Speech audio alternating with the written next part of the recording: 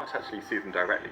So when it comes to looking at real life situations and maybe thinking about the forces involved, something which is really useful to do is maybe think about looking at the world through a pair of force glasses. And when you put these glasses on, everywhere you look, you can actually start to imagine the forces acting on everything.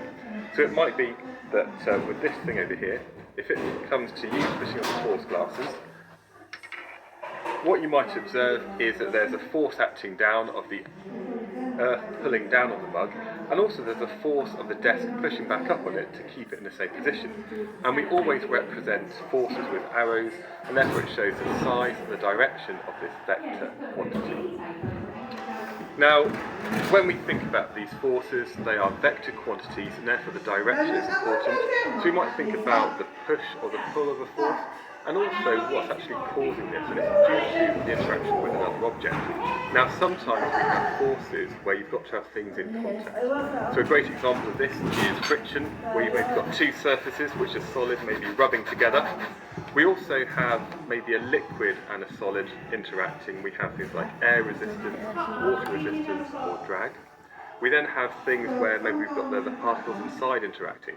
So we've maybe got the tension in a spring or a string or a piece of elastic, and as we pull that, there's this tension force inside it. And there's also a force acting on this mug at the moment. There's this normal contact force which is acting upwards, and that's basically the desk pushing back on this object here.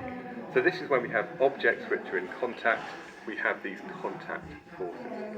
But sometimes we can have a force which is acting over a distance, and the two things don't need to touch.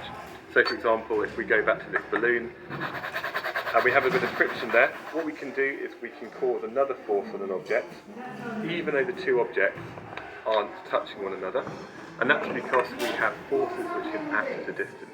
That one there is the electrostatic force.